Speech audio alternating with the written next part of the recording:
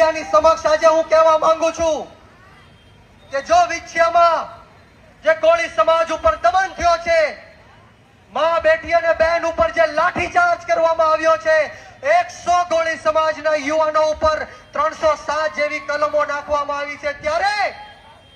જો આ કોળી સમાજના યુવાનોને છોડવામાં નહીં આવે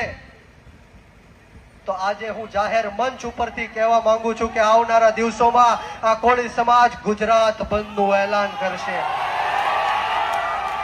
અને સમગ્ર ગુજરાતનો કોળી સમાજ વિછિયાની અંદર આવીને સમાજને ન્યાય અપાવવાની હાકલ કરશે. મિત્રો, સમગ્ર ગુજરાતની અંદર કોળી સમાજ